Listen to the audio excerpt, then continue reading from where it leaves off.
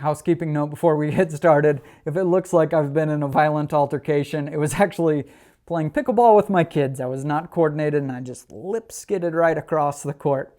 Well, you guys know I love the 7 PRC, this rifle that I call Sergeant Slaughter. We've taken out to hunt with. I've done a ton of shooting with, reloading it.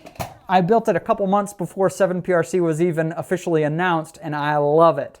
So a lot of people are interested in 7 PRC. I went to stores last week and 4 of them had 7 PRC ammo available on the shelf, so it's definitely starting to get out there. But what I've learned is 7 PRC is not a good match for just every rifle platform. You really want a rifle platform that matches that cartridge. I want to show you what I mean. So this is a Mauser M18. I've done a review of this rifle. It's a cool, interesting rifle. This is the one where you can store snacks in the back.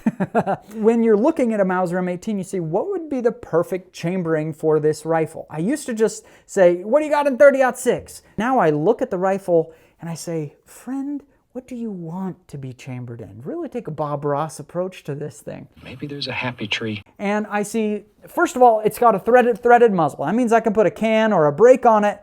And so I say, all right, I could shoot something with a little bit of recoil in this platform. I look at the rifle itself and it just looks very traditional. It's a German rifle, has older stock lines in general, a rounded forend, no adjustable cheek piece, etc. And so I say, it just doesn't feel like a match to some of these more modern cartridges. But then you look at that grip and you say, boy, it has kind of this kicked forward grip right here that allows you to get a nice 90-degree address on the trigger. And so you say, what cartridge is a perfect fit for this? And to me, it just wants to be a 270. That rifle wants to be a 270.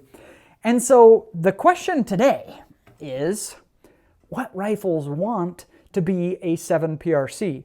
Right after this, we're going to go through some very non-obvious things about the 7 PRC and match them up with kind of a tick list of what we might be looking for. And then we're going to talk about the best ones that match that. The 7 PRC is an awesome hunting cartridge, and really for me, hunting is about getting out and physically challenging. One reason I'm interested in 7 PRC is because it's a 7mm. They're shooting the highest BC bullets. All else is equal. 7mm usually has very high BC bullets. That means you get excellent wind deflection and trajectory numbers. It's shooting very flat. And then a requirement on our tick list then says, I want something that's built for precision and long-range shooting. Very tight modern chamber tolerances. That's going to make more ammunition work well in this rifle. It's going to be less picky of the load, but there's a requirement. So here's how this works. This is similar to what the chamber in your barrel looks like. This would be the business end of the gun. Here's your action where you put things in. So when I put the brass in, how tight are all of those tolerances around where the brass fits? And specifically the throat area where the bullet is going from the brass and then jumping into the rifling. Because that is very tight, it means a lot of ammunition is going to work well. We're just reducing the variables. However, if the manufacturer isn't very careful in making that chamber, it causes big problems.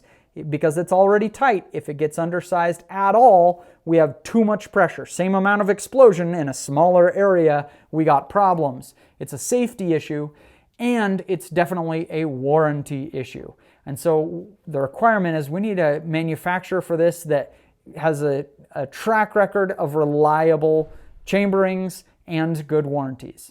Next, it has a fast twist, which means it's a hunter, and our requirement is we want a rifle that's built for hunting. The cartridge is not crazy magnum velocity, so it works well in shorter barrel lengths. I like 20 or 22 inches. It's a very well balanced cartridge. And so because it's not crazy recoil and it's not going to kill your barrel life, it's something that's happy on the range and also in hunting. So you want kind of a hybrid. The recoil is pretty high. It's near the max of what most adult shooters can shoot a lot and still shoot well without developing a flinch.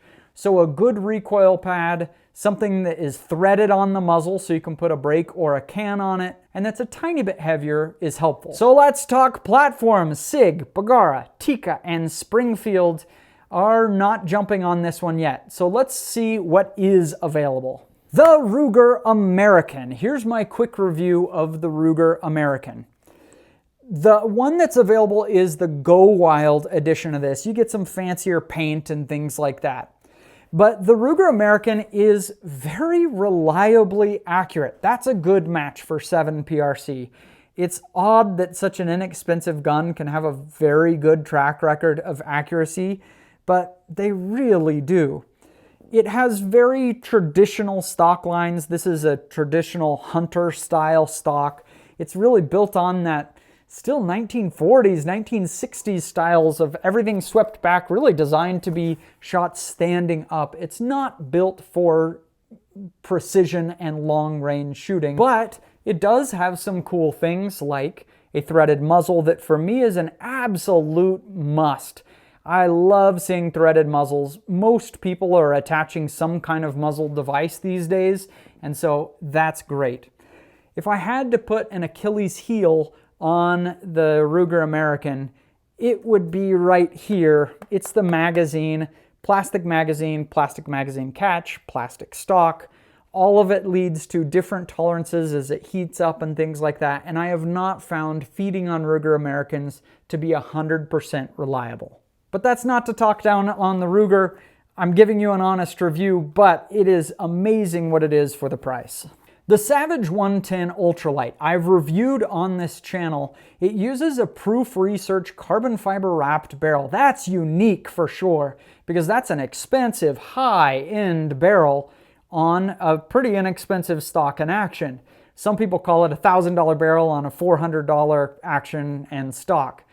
And there's some truth to that, but that means you're going to get extremely good accuracy. That's a match.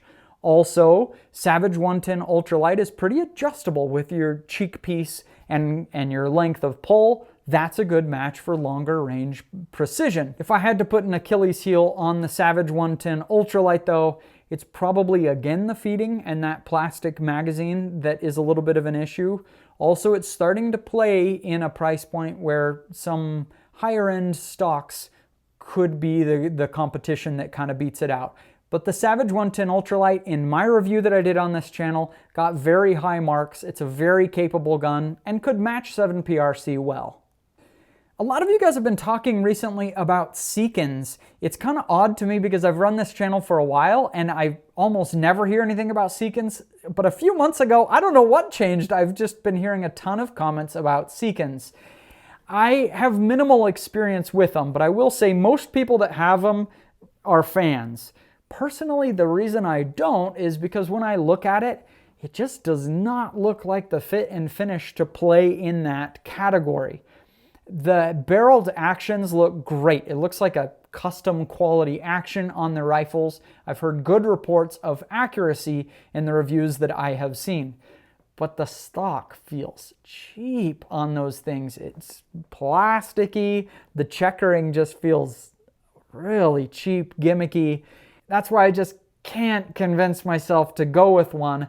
But a lot of people really love them, and I've heard the accuracy is good. My mini review of the Browning X-Bolt Speed SR. I love the Speed SR in the X-Bolt line. The reason that I like the SR is means suppressor ready.